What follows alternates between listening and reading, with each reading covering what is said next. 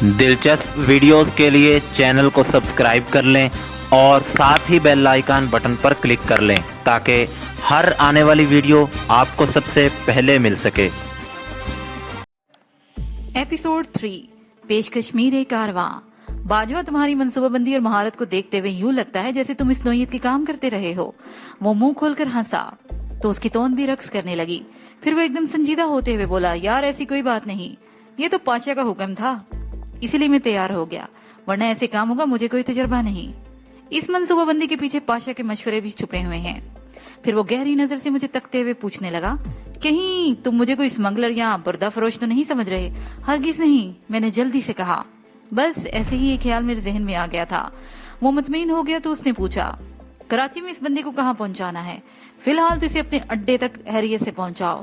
میں نے کچھ سوچتے ہوئے کہا، اس بات کا فیصلہ بعد میں کریں گے کہ ہم اسے تمہارے اڈے سے اٹھواتے ہیں یا تمہیں کسی محسوس مقام پر پہنچانا ہے۔ میرا مطلب ہے اس بندے کو۔ وہ اس بات میں سر ہلانے لگا۔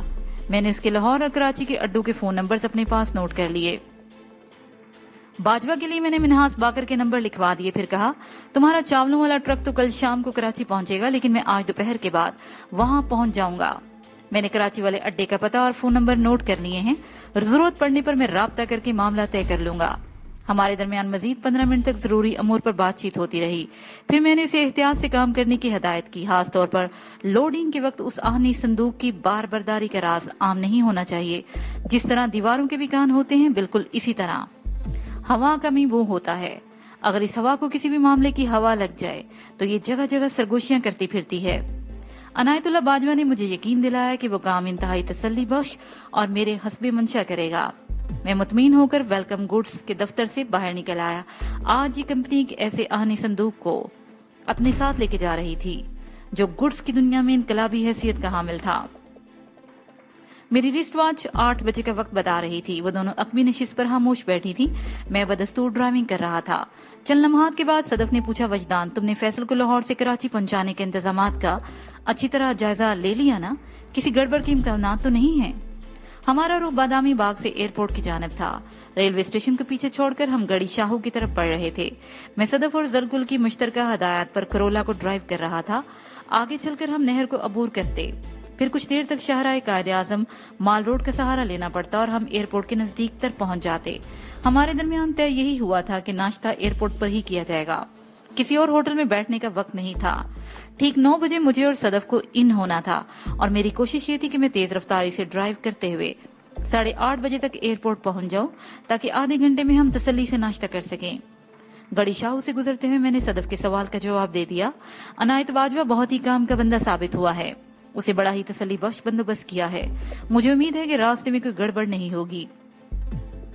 پھر میں نے انہیں آہنی صندوق والے اس بندوبست کی تفصیل بتائی تو زرگل حیرت میں ڈوبے ہوئے لہجے میں بولی، اتنی جلدی اس گوشت کے پہاڑ نے یہ انتظام کیسے کر لیا؟ اس قسم کے سوراخ دار صندوق تیار کرانے میں وقت تو لگتا ہے۔ گوشت کے پہاڑ سے اس کی مراد عنایت اللہ باجوہ تھی۔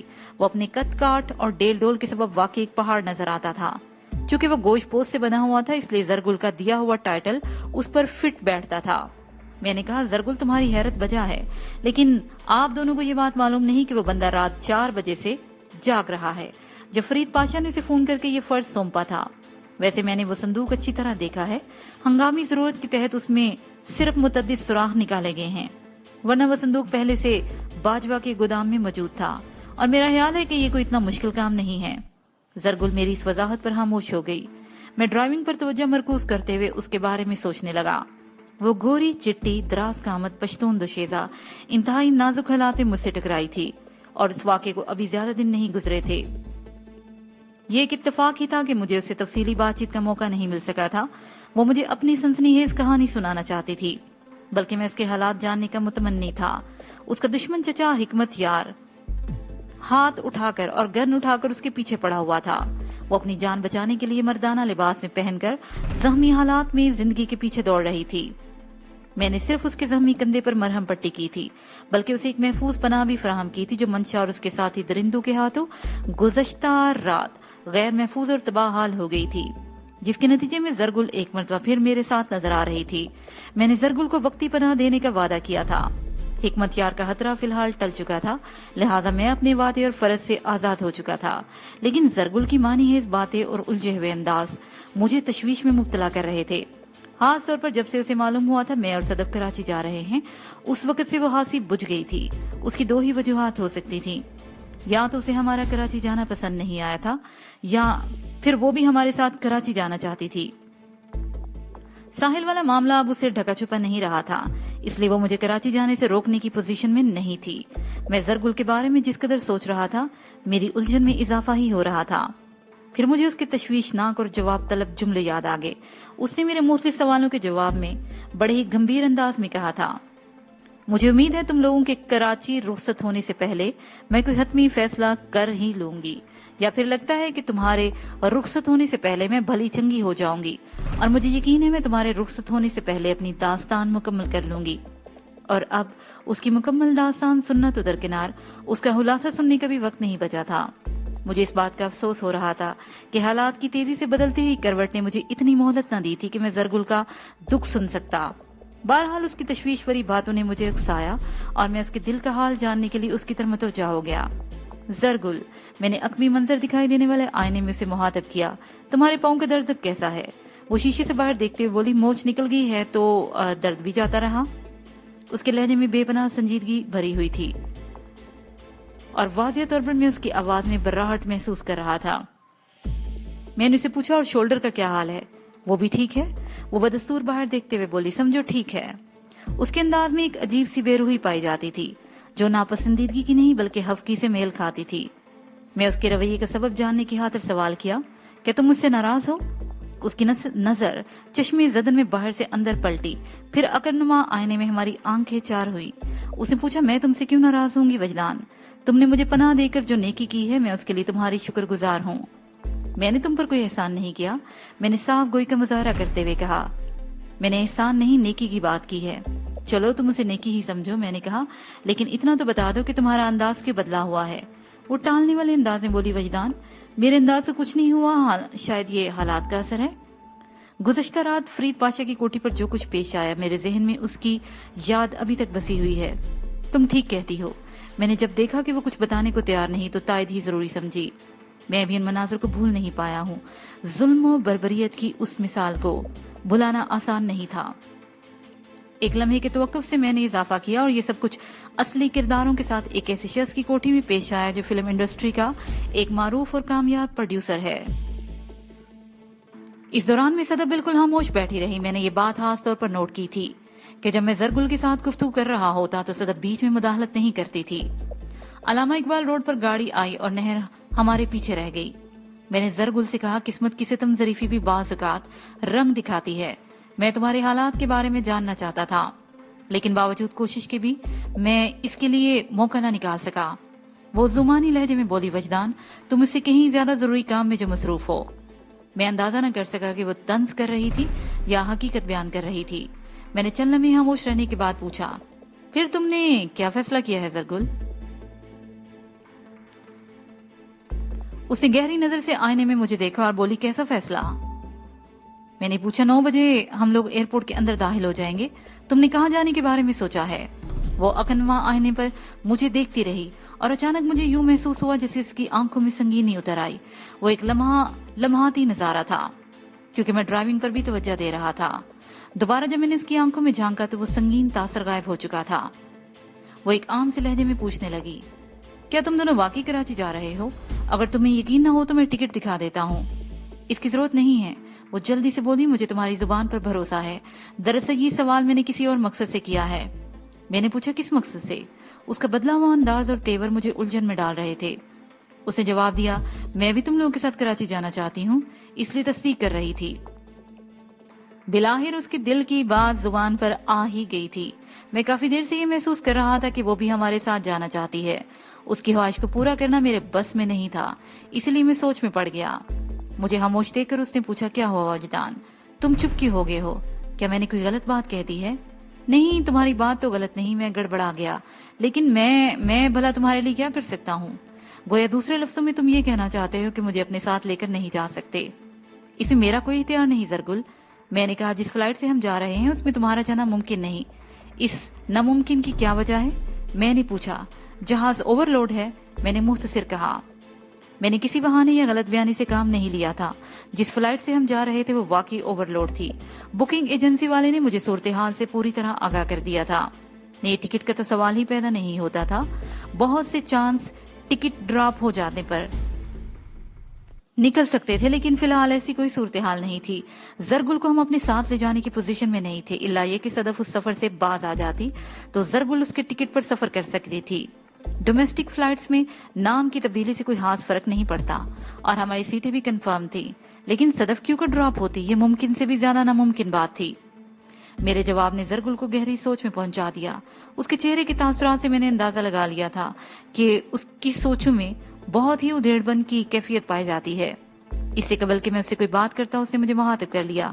वजदान, गाड़ी रोको। ये जुमला इतना अचानक और हिलाफे तवक्का था कि मैं और सदफ बैक वक्त हैरत भरी नजरों से उसे देखने लगे। मैंने पूछा, तुम गाड़ी क्यों रुकवा रही हो? जरगुल, मेरी मंजिल आ गई है, वो गहरी संजीदगी से बोली। मंजिल? में सटपटा गया। क्या ये कोई पहेली है या तफरीही मजाक? वो स्पार्ट लहजे में बोली, मैंने अपनी मंजिल की बात की है, एंड आई मीन इट। जुमले का आखिरी हिस्सा उसने अंग्रेजी में अदा किया था और उसमें एक तहकम पाया जाता था। वो अपने ग्रेजुएट होने के बारे में मुझे पहले भी बता चुकी थी। बैठे बैठाए जरगुल के जो तेवर बदले थे वो समझ में ना आने वाली बात थी। मैंने ठहरे हुए लहजे में उससे पूछा, तुम्हारी मंजिल अचानक कहाँ से आ गई? जिंदगी में सब कुछ तरतीबवार या मनसूबाबंदी से नहीं आता वजदान, वो हावनाक लहजे में बोली, बल्कि ज्यादातर वाकयात अचानक ही रूनमा हो जाते हैं। प्लीज गाड़ी रोक दो, मुझे जाना होगा। मेरी मंजिल मुझे पुकार रही है। उसकी बेसुरोबाब बातें सुनकर मैं झंझला गया और मैंने टयोटा करोला सड़क के किनारे रोक दी। जरगुल ने हमें अल्लाह हाफिज कहा और अपनी साइड का दरवाजा खोलकर गाड़ी से बाहर निकल गई और फिर पलटकर पीछे देखे बगैर वो यकसमत में तेज कदम उठाने लगी। उसका रुख फोर्ट्रेस स्टेडियम की जानिब था। अजीब लड़की है, बेख्तियार मेरे मुंह से निकला और मैंने गाड़ी आगे बढ़ा दी। सदफ ने कहा, लड़कियां तो अजीब ही होती हैं वजदान, क्या तुमने भी कोई ऐसा ही सीन दिखाने वाली हो? वो गहरी संजीदगी से बोली, अगर तुम मेरे साथ वही सलूक करोगे जो जरगुल के साथ किया है तो मैं भी इस बारे में सोच सकती हूँ। कमाल है भाई, मैंने झंझलाहट अमेज लहजे में कहा। मैंने जरगुल के साथ कौन सा बुरा सलूक किया है? वो कराची जाना चाहती थी।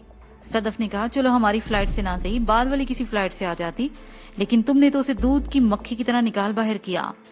मैंने निकाल बाहर नहीं किया। मेरी झंझलाहट में इजाफा हो गया।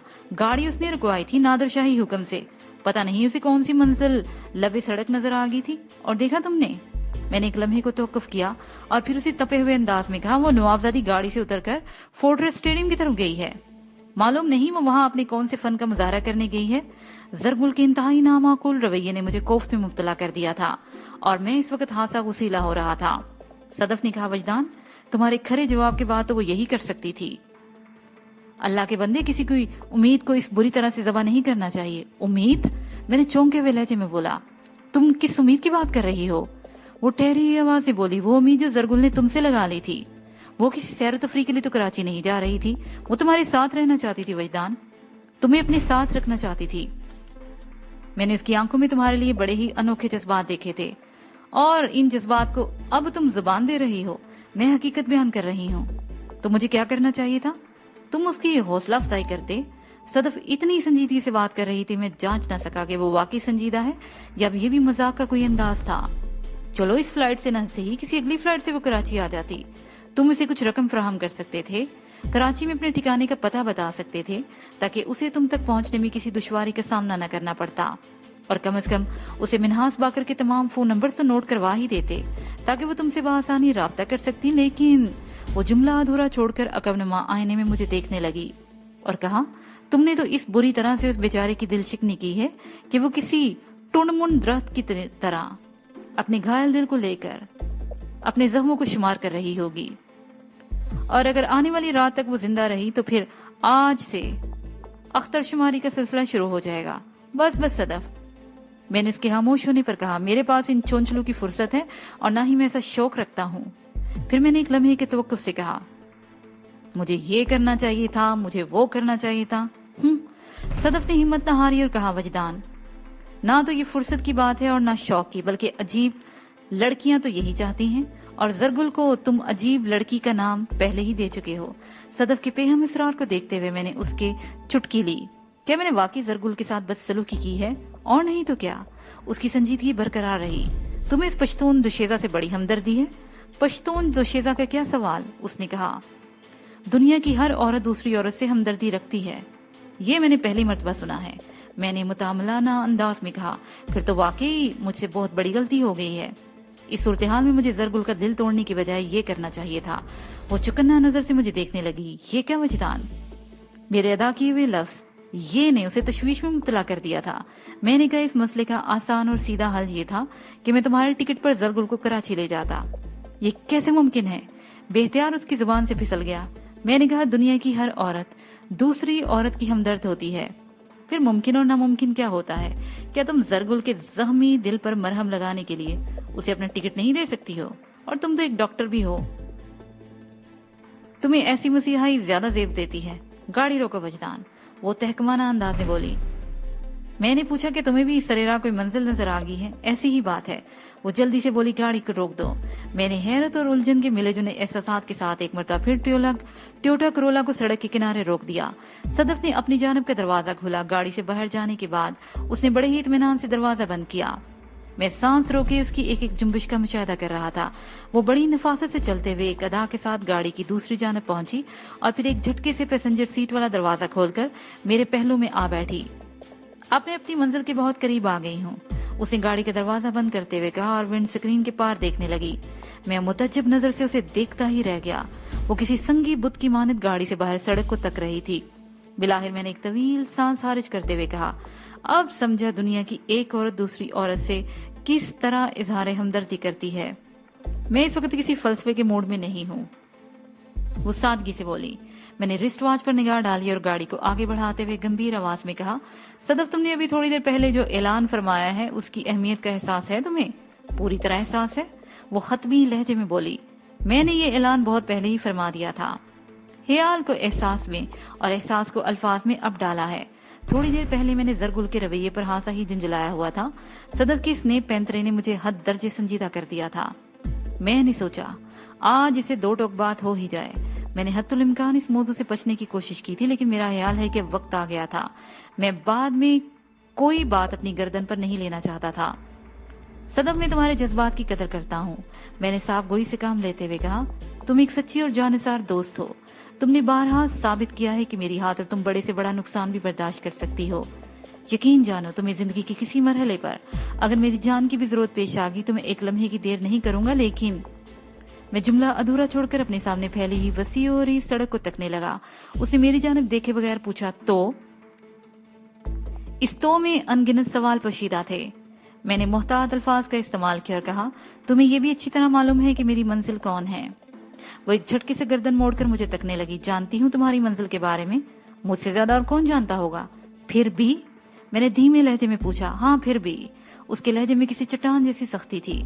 وجدان، اگر اس وقت تمہاری منزل تم سے دور ہے، جیسے میرا کیا قصور ہے؟ میں نے تمہیں کب قصوروار ٹھہرایا ہے صدف؟ وہ سنی انسنی کرتے ہوئے بولی۔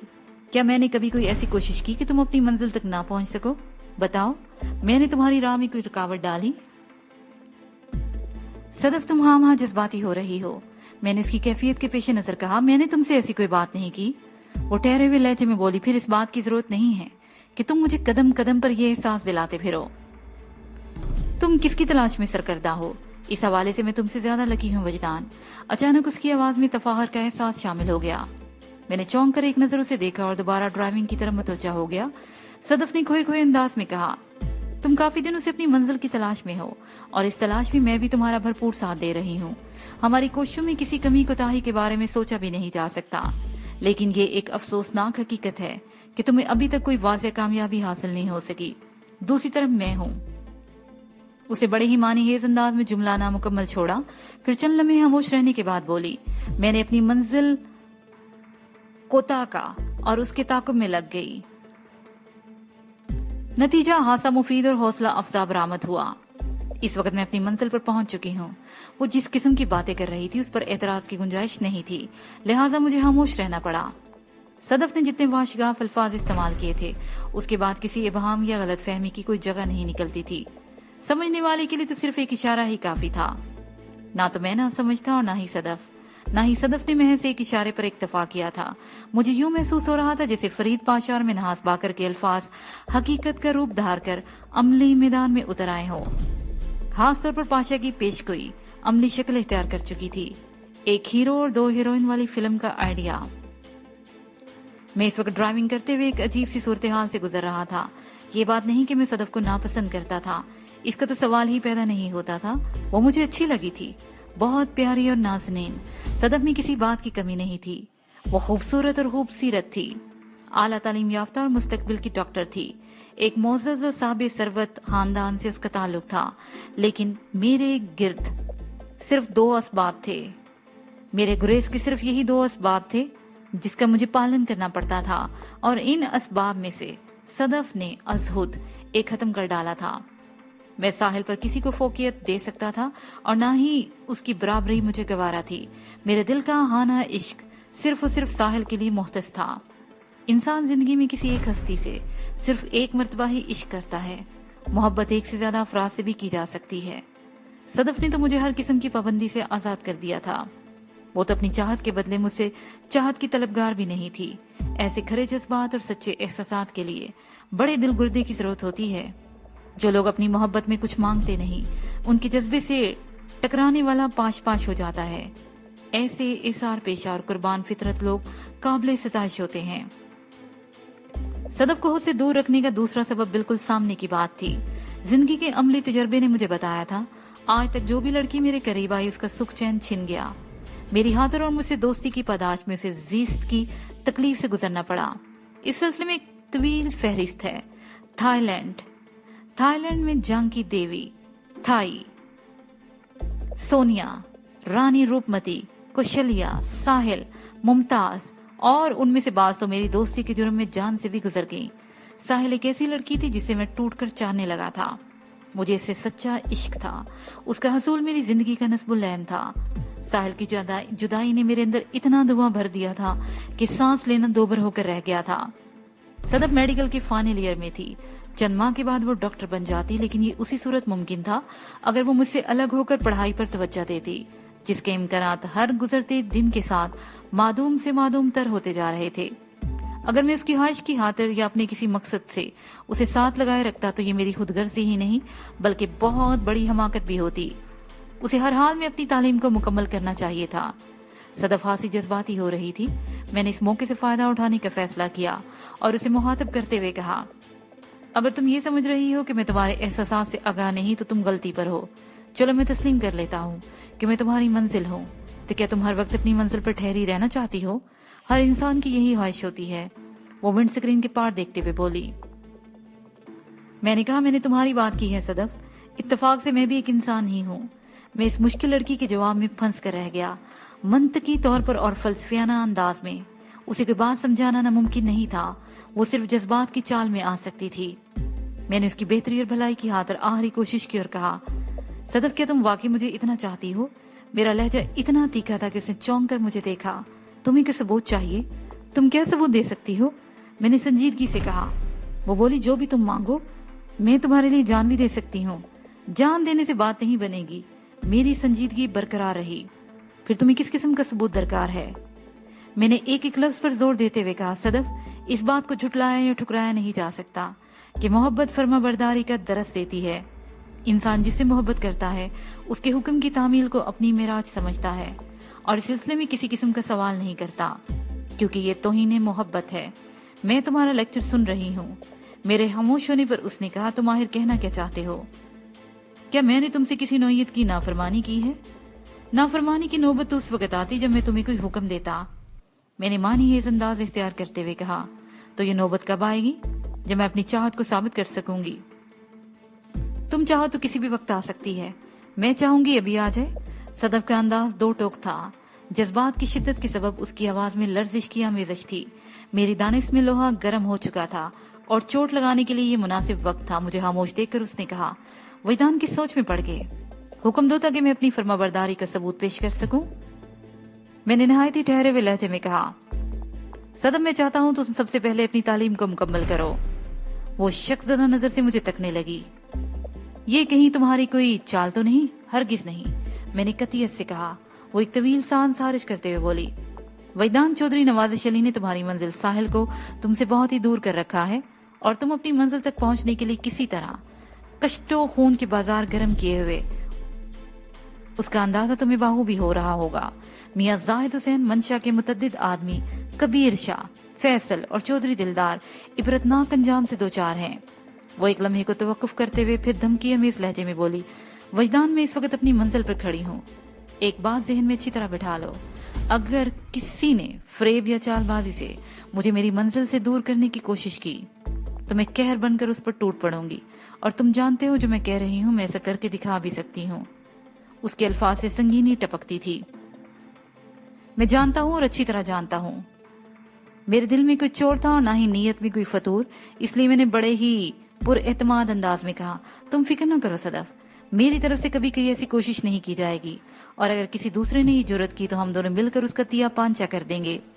गाड़ी एयरपोर्ट की इमारत के सामने पहुंच गई। मैंने अपनी रिस्ट वॉच पर नजर डाली। 8:35 हुए थे। मेरे पास सिर्फ 25 मिनट का वक्त बचा था और इस दौरान में हल्का फुल्का नाश्ता किया जा सकता था। हम एयरपोर्ट के रेस्टोरेंट में जा बैठे। नाश्ते का ऑर्डर देने के बाद मैं संजीदा नजर से सदफ को देखने लगा। मैं इस मुश्किल लड़की से गुफ्तगू का एक नाजुक मरहला तय कर चुका था। अब बस एहतितामिया मुकालमे बाकी थे, जिनके लिए मैं ज़हनी तौर पर पूरी तरह तैयार था। नाश्ता आ गया। सदफ ने मुझसे पूछा, वजदान तुम इतने संजीदा क्यों हो रहे हो?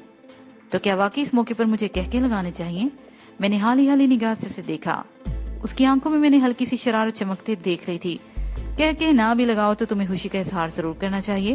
वो अपनी शरारत को बड़ी ही संजीदगी से पेश करते हुए बोली, और ये बता दूं कि खुश क्यों होना चाहिए? भाई मैं तुम्हारी जान जो छोड़ रही हूँ, चाहे चंद माह के लिए सही। कराची पहुंचते ही मैं तुमसे अलग हो जाऊंगी और उस वक्त तक तुमसे मिलने की कोशिश नहीं करूंगी जब तक मेरे फाइनल एग्जाम खत्म नहीं हो जाते। लेकिन पर रुककर चंद लम्हे खामोश रही और फिर बात को आगे बढ़ाते हुए कहने लगी, लेकिन तुम गाहे बगाहे फोन पर मुझसे राब्ते में रहोगे। मेरे घर का फोन नंबर तुम्हारे पास है। तुम मुझे मिन्हास बाकर साहब के तमाम नंबर नोट करा दो। मुझे उम्मीद है तुम कराची में मिन्हास बाकर के पास से रुकोगे या जहाँ कहीं भी ठहरोगे उसे खबर होगी। क्या मैं गलत कह रही हूँ? मेरा ख्याल है कि तुम बिल्कुल ठीक कह रही हो और ठीक कर रही हो, मैंने तायदी अंदाज में कहा। मैं भी तुम्हें अपने राब्ते के तमाम मुमकिन नंबर्स नोट करवा देता हूँ, लेकिन एक बात वाज़ेह कर दूं कि मैंने मुलाकात पर पाबंदी नहीं लगाई। मैं सिर्फ ये चाहता हूँ कि तुम मेरे मिशन में शमूलियत की बजाय एक तरफ यकसू होकर अपनी पढ़ाई पर तवज्जो दो। मेल मुलाकात अगर हो जाती है तो कोई हरज नहीं, अलबत्ता मैंने जरा रुक कर उसकी आंखों में देखा और कहा, कराची पहुंचकर नहीं बल्कि हम यहीं से अलग हो जाएंगे। ये तुम क्या कह रहे हो? उसके लहजे में हद दर्जे हैरत थी। मैंने कहा, अगर तुम हकीकत पसंदी से काम लो तो इस तरह चुप चुपाते तुम्हारा कराची चले जाना किसी तौर भी मुनासिब नहीं। तुम यहाँ अपने मामू के पास रहने आई हो, जिनके हिसाब से तुम इस वक्त किसी गाँव की सैर को गई हुई हो, और दूसरी बात ये है कि वो तुम्हारे राजू की अमीन है, तुम्हारी कजन। लेकिन घर के दूसरे अफराद तुम्हारे बारे में क्या सोचेंगे? तुम्हें यहाँ के मामला साफ करने के बाद कराची जाना चाहिए। तो फिर मैं क्या करूँ? उसके अल्फाज से उलझन झलकती थी। मैंने समझाने वाले अंदाज में कहा, सदफ तुम एयरपोर्ट से सीधी अपने मामू औरंगजेब खां के घर शादमान कॉलोनी जाओगी। उन्हें बताओगी तुम गाँव से वापस आ गई हो। फिर जब और जैसे तुम्हारा दिल चाहे तुम कराची आना, कल परसों जैसे तुम मुनासिब समझो। तुम्हारी बात समझ में आ रही है? वो उस बात में सर हिलाते हुए बोली। मैंने कहा, और तुम टोयोटा करोला अपने साथ ले जाओगी। ये शादमान कॉलोनी वाली कोठी में खड़ी रहेगी। मैं फरीद पाशा को फोन करके गाड़ी के बारे में बता दूंगा, वो खुद ही से मंगवा लेगा। नादिया तो मेरी जान खा डालेगी, वो तशवीश भरे लहजे में बोली। जो अब तुम उसका दिमाग खा लेना, मैंने मजाक के रंग में कहा। नाश्ता खत्म हो गया। 9 बजने में 5 मिनट बाकी थे। जब हम रेस्टोरेंट से उठ के हमने अपना सामान उठाया और उस जाने बढ़ गए जहाँ से मुझे इन होना था। हम चंद रोज, चंद हफ्ते या चंद माह बाद दोबारा मिलने वाले थे, लेकिन रुखसत के वक्त हमारा ये हाल था जैसे हम बरसों से साथ रह रहे हों और शायद सदियों बाद दोबारा मिले। गम और खुशी की तरह मिलना और बिछड़ना भी जिंदगी का हिस्सा है, लेकिन गम और बिछड़ना किसी को पसंद नहीं आता, और अमन और खुशी हमेशा हर किसी को अच्छा लगता है। सदफ से मेरी रफाकत ज्यादा पुरानी नहीं थी। हमारा चंद रोज का साथ रहा था, लेकिन इन चंद दिनों में हमने एक दूसरे को बहुत ही करीब से देखा था, परखा और जांचा था, और किस हद तक समझा था उसके बारे में मैं हतमी तौर पर कुछ नहीं कह सकता था। जो आपको समझ जाता है वो आपको गुलाम बना लेता है, آپ اس کے اشاروں پر ناچنے لگتے ہیں. مجھے غلام بنانے کا شوق ہے اور نہ ہی ایسا کوئی دعویٰ، لیکن میں نے صدف کو مکمل طور پر سمجھ لیا تھا. عورت کو سمجھنے کا دعویٰ کرنا حماقت کے مترادف ہے. میں نے فاضلیہ کالونی والی کوٹھی کی چابیاں بھی کرولا کے رنگ میں ڈال کر صدف کے حوالے کر دی. یہ ایک عجیب اتفاق تھا. کراچی ایئرپورٹ کے ڈپارچر لاؤنج میں ہماری ملاقات ہوئی تھی اور لاہور ایئرپورٹ پر ہم باقاعدہ جدا ہو گئے. کراچی میں جب میں صدف سے ملا، میرے ساتھ ایک اور پراسرار ہستی بھی تھی، لیکن ڈارلنگ اب ختم ہو چکی تھی. ڈارلنگ کا خیال آتے ہی نقلی وجدان کی طرف میرا دھیان چلا گیا. پھر اس نے جو کچھ میرے لیے کیا تھا اس کے خیر خواہانہ کارنامے یاد آنے لگے. یہ ٹھیک ہے کہ اس بہروپیے نے بارہا میری مدد کی تھی اور اس کی صلاحیتیں بھی ہاں سے سمجھ میں نہ آنے والی تھیں، لیکن ایک بات میں اچھی طرح سمجھ گیا تھا کہ وہ بہروپیہ بھی دھوکہ کھا سکتا تھا. میری طرح اسے بھی معلوم نہیں تھا کہ ساحل چودھری دلدار کی کوٹھی میں موجود ہے یا اسے کراچی روانہ کیا جا چکا ہے. قرائن بتاتے ہیں کہ اس نے کوٹھی والوں کی توجہ ہٹانے کے لیے اور میری راہ ہموار کرنے کے لیے اس کوٹھی میں انٹری دی تھی. اس کا یہ عمل ظاہر کرتا تھا کہ اس کے مطابق ساحل کو اس کوٹھی میں ہونا چاہیے تھا، جبکہ ایسا نہیں تھا، ورنہ میں کامیاب ہوتا. یا تو نقلی وجدان سے سنگین غلطی ہوئی تھی یا پھر اس کا دائرہ کار محدود تھا. یہ شخص میرے لیے مسلسل ایک الجھن کا سبب بن کر رہ گیا تھا. بورڈنگ کے بعد میں جہاز سے پہنچ کر جب اپنی سیٹ پر بیٹھا تو یک بارگی میرا دھیان صدف کی طرف چلا گیا. میرے برابر میں ایک موٹا تازہ ہٹا کٹا شخص سیٹ پر پھنس کر بیٹھ گیا تھا. اگر صدف کا سفر جاری رہتا تو اس موٹے کی جگہ وہ نظر آتی. شاید وہ کوئی چانس ٹکٹ والا تھا. صدف کے ڈراپ نے جیسے وہ اسے موقع فراہم کر دیا. لاہور سے کراچی کے درمیان لگ بھگ 80 منٹ کی فلائٹ تھی. میں نے اس وقت کا بیشتر حصہ آنکھیں بند کر کے ساحل، فیصل اور صدف کے بارے میں سوچتے ہوئے گزارا. فیصل ایک ایسا موہرا تھا جس کی نپی تلی چال مجھے ساحل تک پہنچا سکتی تھی، اور یہ شخص بلا شبہ صدف کی کوشش سے میرے ہاتھ آیا تھا. یہ لڑکی اپنی جان کو جوخم میں ڈال کر مجھے اتنا زیر بار کر رہی تھی کہ اس کے بارے میں سوچتے ہوئے مجھے ڈر لگنے لگا تھا. صدف ایسی ضدی، مستقل مزاج اور شدت پسند لڑکی تھی جو بڑی ہی ثابت قدم اور پرعزم تھی، اور وہ کچھ بھی کر سکتی تھی، کچھ بھی. اس کے ساتھ ہی یہ پارٹ اپنے اختتام کو پہنچا.